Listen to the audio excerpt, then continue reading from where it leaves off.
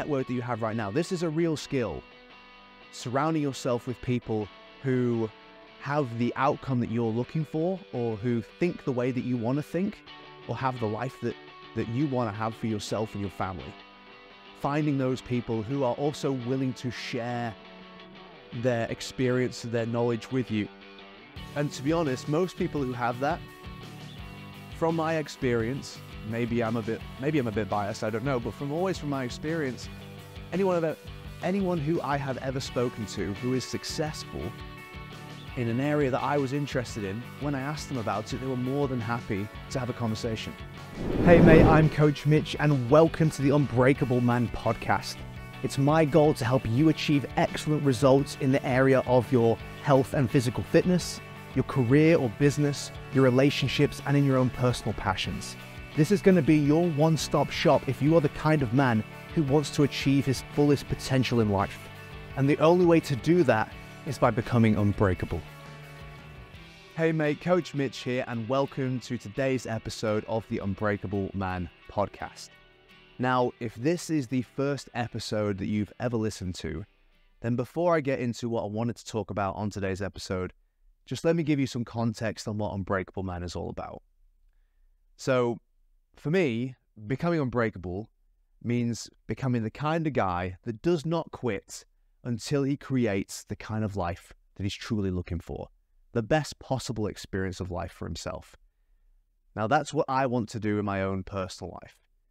There are so many challenges in this world, and there's so many things, even in our own minds, that threaten to stop us from creating the experience we're looking for.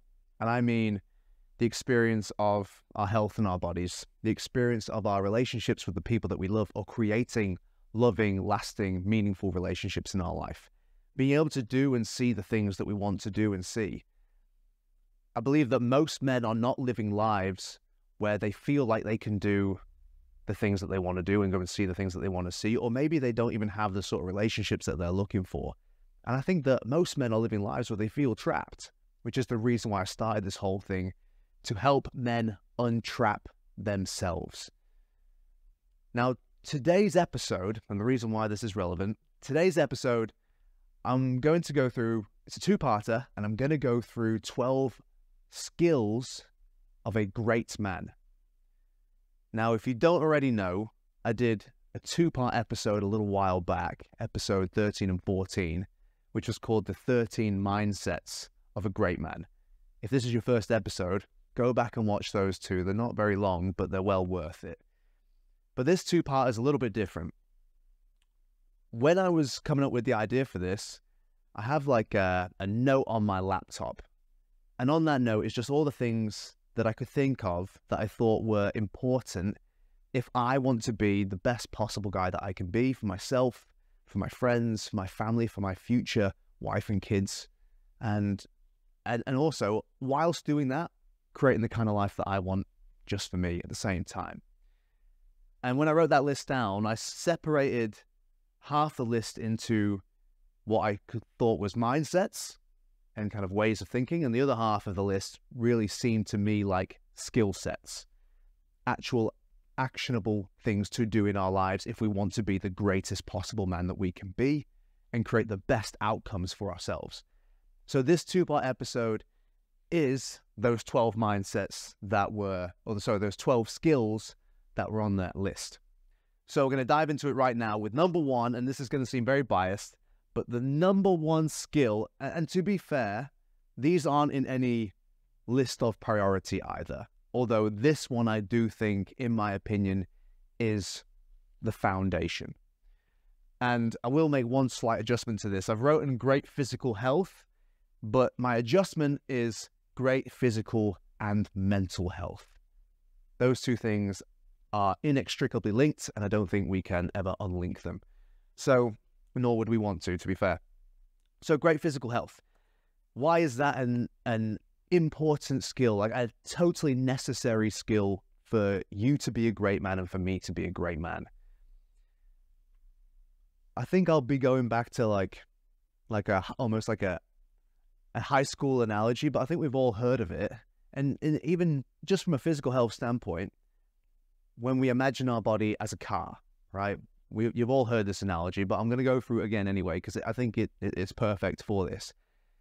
You know, if you have a car and it's kind of an old car that you haven't really looked after, and, you know, it bogs down when you try to take off at the lights, and sometimes it doesn't start, or the speakers are crap, your experience of life and what you're able to do in that car is limited. But if you have a good quality car, a good quality vehicle, a vessel to carry you through your life, and it's in good shape and you maintain it well, then all those limits that you had on yourself before, I mean, maybe there are still some limits, but they're certainly pushed out further.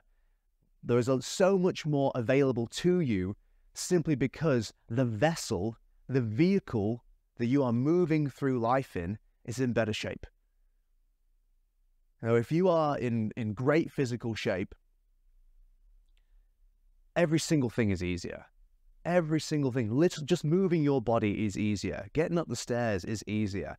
And if it's easier to do, then you're much more likely to do it. And all those things in your life that require effort, if you're no stranger to effort, then you're way more likely to take that path and just do the difficult work required. And that's where the results come from. So having great physical health, I mean, not just from the simple ideas like, you know, having a long life and actually physically being here for a long time and enjoying as much of that time as possible, but what it allows you to do is just so much better. And then when it comes to the mental health side of things, that to me is even more important than physical health, because I think your physical health, it's actually quite, it's interesting. I don't know which one came first, like the chicken and the egg scenario, but I don't believe you can be physically healthy if you're mentally unhealthy. But at the same time, I don't believe you can be mentally healthy if you're physically unhealthy. So I don't know which one came first, but I do know that if you are having some mental struggles, one of the best things that you can do for yourself is go out and exercise, go out and move yourself. So either way, they're both at least of equal importance, and the level of importance is the highest it can possibly be, in my opinion. You know, like I said, your mental health has an impact on every single area of your life. Everyone you interact with is going to have an experience with you that I would say reflects the quality of your mental health in that moment. If you're a mentally fit person, everyone that you interact with, the experience they're going to have with you is going to be so much more positive and so much more beneficial for them and for you. And we all have people in our life that we love, that we want to impact positively.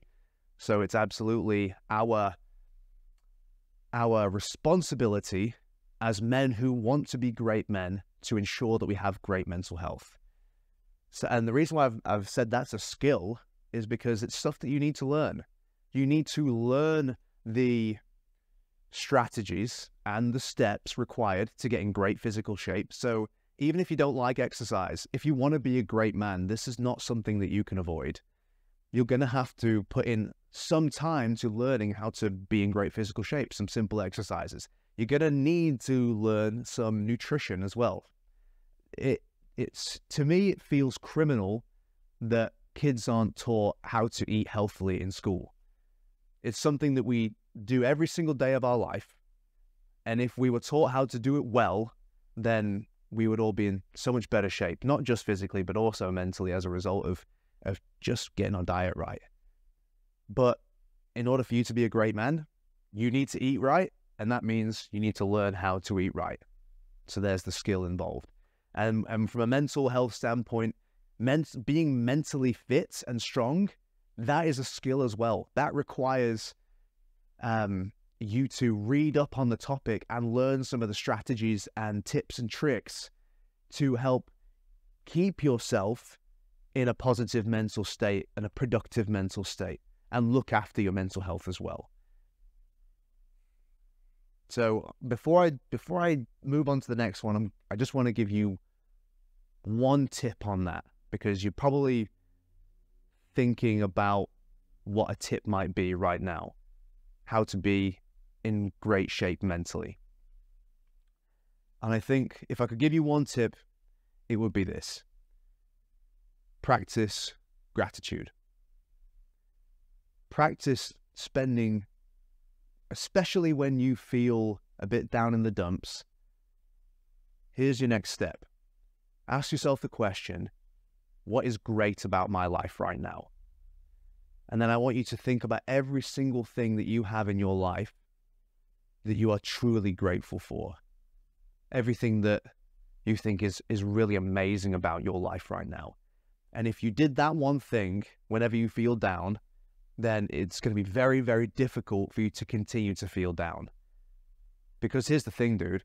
If you feel down, what that most likely is a factor of, is because you are currently focusing on the parts of your life that you're actually not happy with, that you're not grateful for. And that's the reason why you feel down. Not because your life isn't great, not because you don't have great things, not because you don't have people that you love, and not because you don't have opportunities and live in a beautiful country and all those kinds of things. But you are focusing on the parts of your life that you are least happy with. And that's the reason why you don't feel happy. So as a simple tip and and one of the skills that you could develop from this exact moment moving forwards, it would be to practice gratitude whenever you feel a bit down in the dumps. So there's a skill for you to start with right away, one simple one from there. But otherwise, you must learn how to be in great physical shape, and that includes not just the exercise portion of it, but the nutrition side of things too. And also, there's so much more to creating really great mental health and fitness.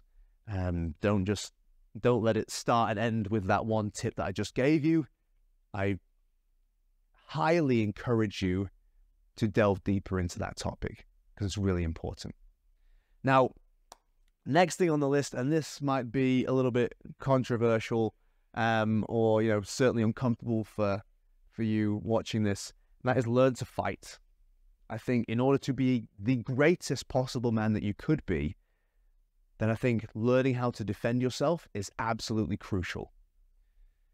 Now, if you're watching this right now and you're thinking, well, look, I'm never going to be in a fight. I avoid fights like the plague. I don't like fighting. I hate violence, all that kind of stuff. I totally agree with you. I don't like fighting either. I hate violence as well. I avoid fights like the plague, 110%.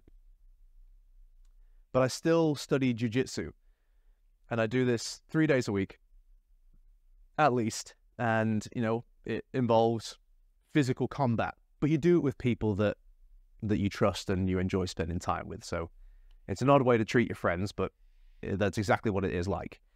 But the reason I do that is because I think that in order for me to be a great man, I need to be confident within myself. I need to work on any of those insecurities that come up for me. And as a bloke watching this, I would be very surprised if you can't think back to a moment in your life where someone else was bullying you or was intimidating you and you felt completely powerless. And afterwards you walked away feeling angry, and you walked away questioning yourself about whether you were brave or whether you were a coward, and wondering whether you'd done the right thing, or even just not feeling good about the way that you felt inside after that experience. I'd put money on the fact that you've had an experience like that and you felt crap about it afterwards. Now, those experiences, for me at least, have always been very few and far between, but you never know when that's going to happen to you. And look, it's not about whether someone intimidates you or someone bullies you or anything like that. It's just about that feeling that you feel inside after an event like that, when you know full well that you weren't the confident, brave version of yourself that you wanted to be. I think that feeling sticks with you, and that feeling has an effect on how you enter other social situations after that. It certainly dents your confidence. And I think you cannot be a great man if you don't have confidence across the board. On top of that, learning how to fight, knowing how to defend yourself is obviously absolutely crucial for protecting yourself, but also protecting your loved ones. What happens if there's a situation where your wife needs you and you do not have this skill? I mean, I'm sure you'll still put yourself in harm's way to defend your wife or your girlfriend or your child or one of your brothers or whatever it is. I'm sure you'll still do it, but you'll feel a hell of a lot better about it if you actually feel comfortable in that situation because you've done the practice, because you've learned this skill. And I also believe, just one last thing on this, I also believe that if you truly know how to defend yourself, if you've learned how to fight, you've learned that skill, I think it humbles you. I think it makes you more respectful of other people, even just general people in the population. I think it actually makes you calmer in some ways because now you don't have to act tough. You don't have to posture. You don't have to try to make other people feel like you know what you're doing. You just do. I think it makes you a better person just for going through the experience and because it's difficult as well. But I also think that when you know this skill, you hold yourself differently. You walk, talk, and act differently because you know that even if something were to escalate to the ultimate degree, which is physical violence, even in that scenario, you're still the calm, confident man that you portray yourself as because you genuinely are that person. So that's my reason why I am learning to fight and why I would also be making sure my children know how to fight and defend themselves and be confident as well from an early age. But I really, truly do believe that to be the greatest possible men that you and I can be, this is a skill that we must master. The next thing on this list is the skill of identifying distractions and addictions in our lives. Now, I've said identifying here, which is kind of interesting because, if you have an addiction, then it's usually pretty obvious. It's not this kind of sneaky thing in the background, or that's at least how we think of it, right? And, if you're an alcoholic, you're not unaware of it. If you smoke a 20-pack of cigarettes a day, you're not unaware of it. So those things are fairly easy to identify. And obviously, if you want to be a great man, you can't be a great man and an alcoholic at the same time. You can't be a great man like the greatest man that you could be. You may have many, many other very positive traits, which is fantastic. But if you want to be the best man that you can be, the ultimate version of yourself, and that's what this episode is about, then you can't do those two things at the same time. So those things are quite clear, quite obvious that we need to make sure that we have control of any vices in our life and if we can, remove them entirely. But the reason why I've said identifying is because some of these addictions are more subtle. And that's why I've also put distractions there as well. Because you might not think about scrolling through social media just while you're sitting down on the couch as an addiction. But how much of your time do you spend doing it? How much of your life do you give up to this thing every single day that has no lasting positive impact on the way your life looks and feels and how you look and feel? It's sort of there in the background, controlling you, taking away your time. And if you fail to identify that as a distraction in your life that's standing between you and becoming the greatest man that you could be, then it's going to continue to be a barrier between you and where you want to go.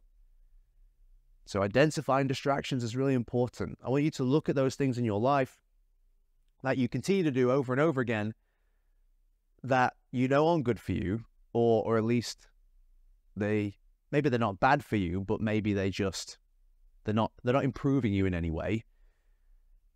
And just having a little think and about whether you believe that this thing deserves your time. Just consider it.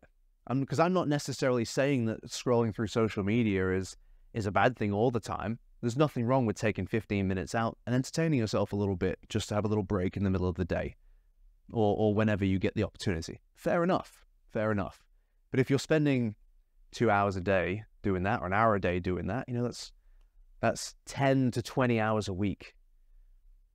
Over the course of the year, that's 100 to 200 hours. You've given up over a week of your life to this one thing every single year. Is that something that you want to do? But if we don't consider these things, if we don't identify them as problems and things stopping us from being the kind of men that we want to be, the kind of fathers that we want to be, the kind of brothers, employees, employers, just the man that we want to be as an individual, then they're going to continue to have a negative impact on our life over the long term.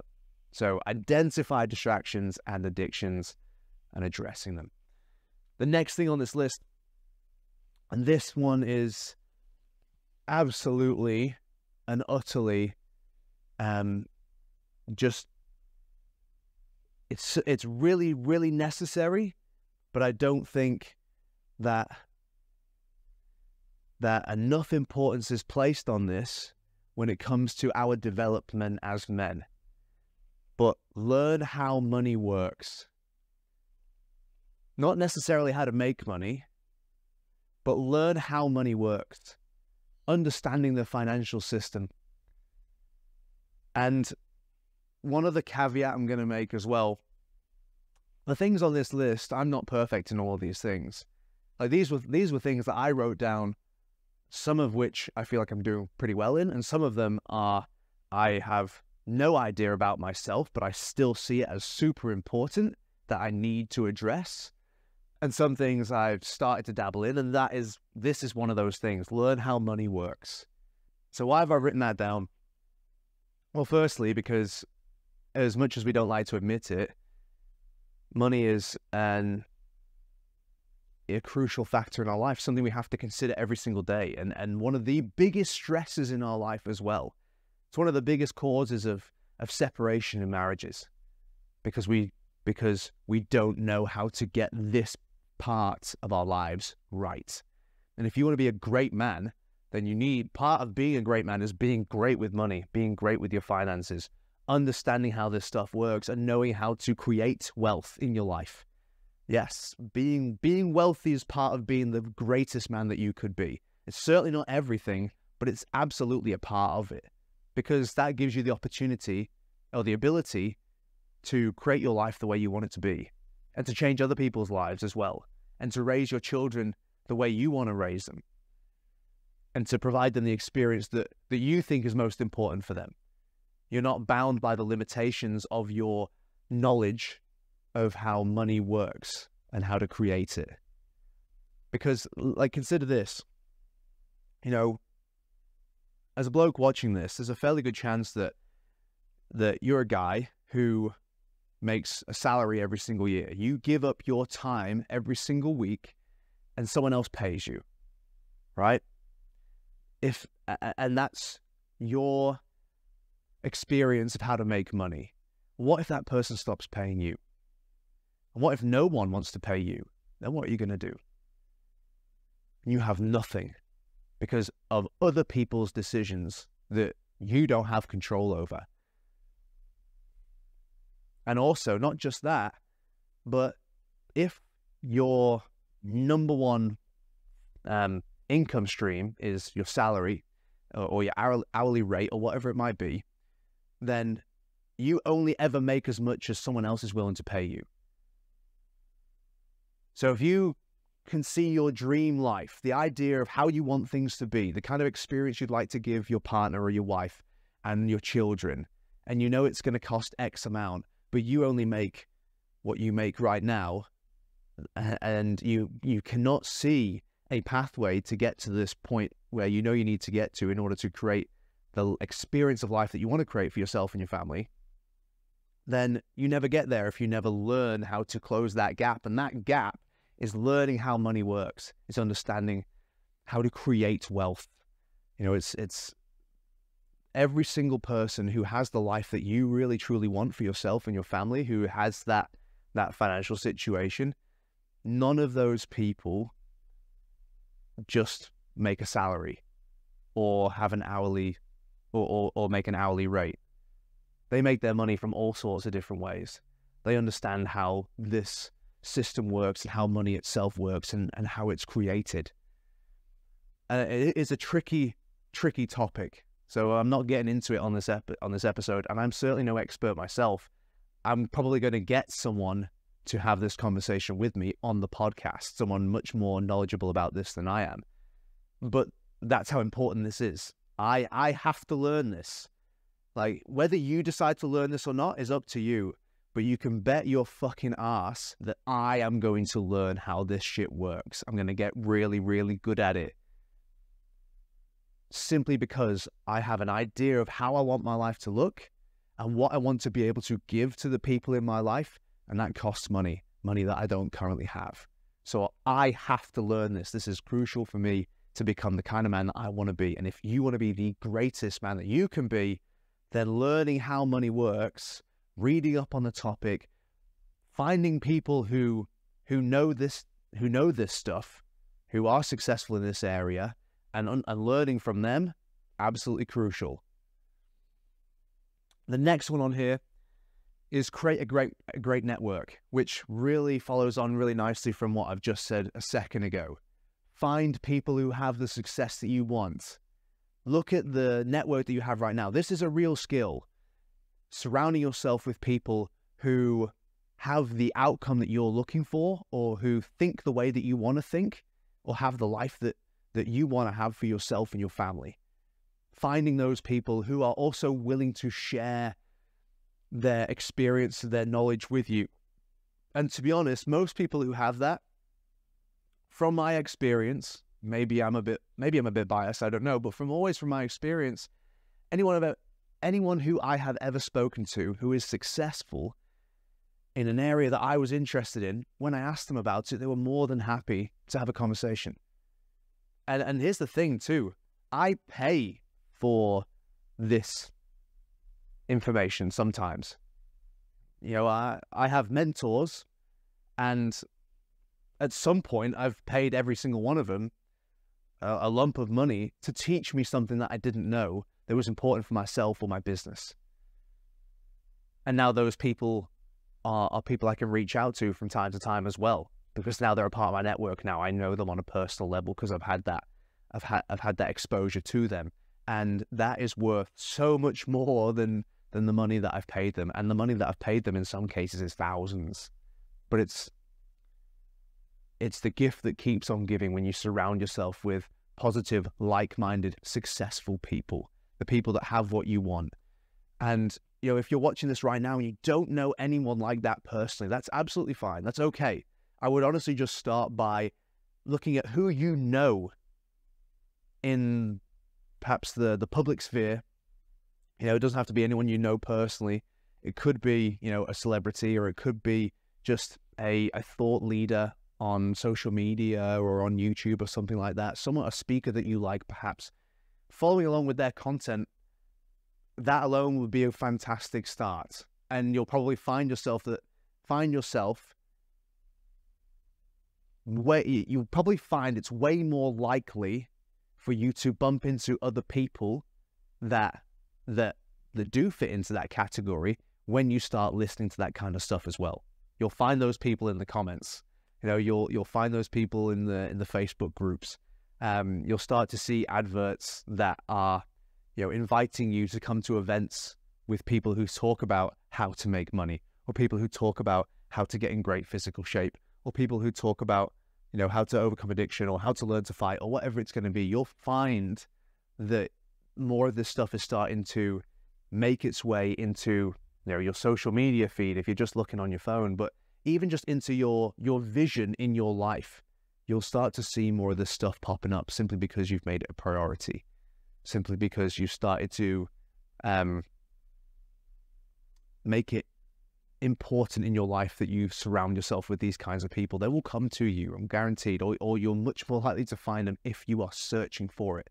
You know, right now, you're watching this podcast. There might be some of those things on that list that you really want to improve in, and I'm exactly the guy that can help you do that. You know, I could be that mentor for you in some of the areas of what's on this list right now that you want to improve in. And it's up to you whether you decide to reach out to me or somebody like me in this field. You have that opportunity right from this point. And if you are curious, just email me at mitch@unbreakableman.com.au. and we'll just have a conversation. It doesn't have to be anything formal. Just send me an email. So next on this list, and last one for this episode, and this might seem like an interesting one, something that you didn't expect, but play the comparison game correctly. The reason why I put this one on there, because, again, this list was created from me and my own brain. So this is the stuff that goes through my head. But I don't think I'm an anomaly.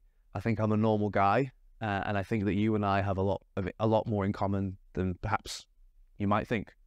And one of those things is comparing ourselves to others. Now, I think that is a natural thing for us to do. It's not something that we can necessarily avoid or escape. We are constantly comparing ourselves to other people around us without even necessarily trying to do that. Our brains are designed to organize ourselves into hierarchies of who's good at what and how we stack up against each other, which is useful in some ways, but it's also really mentally difficult because no one wants to be on the bottom. No one wants to feel less than or worse than or anything like that. But the truth is, guys, that's always going to be the case. Like there's always going to be someone out there that's better than you at a given thing. And an interesting way to look at it is the fact that, okay, let's say you are the best in the world at something. Like you actually are the top dog. There is no one above you. Firstly, that's absolutely sensational. But even that guy, even Usain Bolt, the fastest man on the planet, someone's going to beat his record one day, and then he's not going to be the best anymore. Even that guy, in that one area, even he's still not going to be the best forever. There will be someone who is better than him at some point. It's inevitable. And he's only the best in one area, and there are millions of ways in which we can compare ourselves to other people. So that's something you've always got to think about. There's always someone who's going to be better than you, and there's nothing you can do about it, so there's no point in worrying about it. Just be aware of it and accept that that's the truth. That's okay. This also works two ways, right? Because we know no one ever wants to feel less than, but we may not admit it, but secretly deep down, we may want to feel more than the people around us. We may have a tendency to want to feel superior or more competitive than the people around us.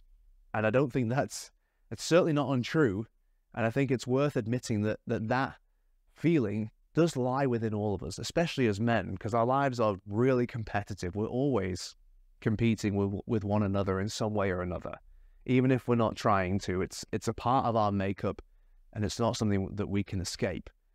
But something that I learned myself is that if I derive pleasure from being better than someone else, then I remind myself that, well, there's someone out there that can make me feel the same way that I just made that other person feel, or that can think about me in the same way that I think about that other person, who can minimize me, who can make me feel like that.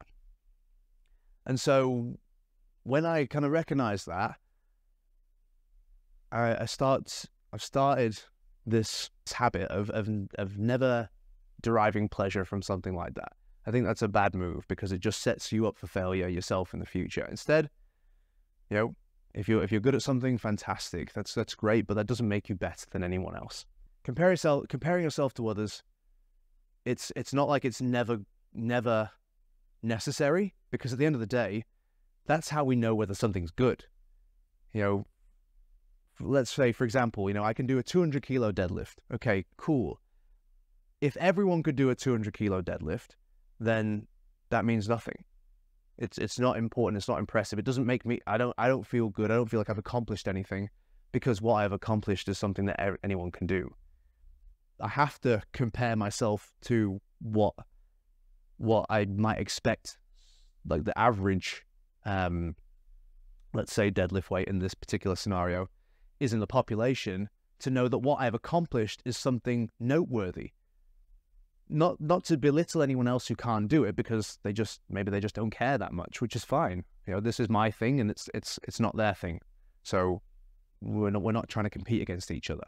However, for me, that allows me to know that what I've just done is something that is good. Is exceptional, right?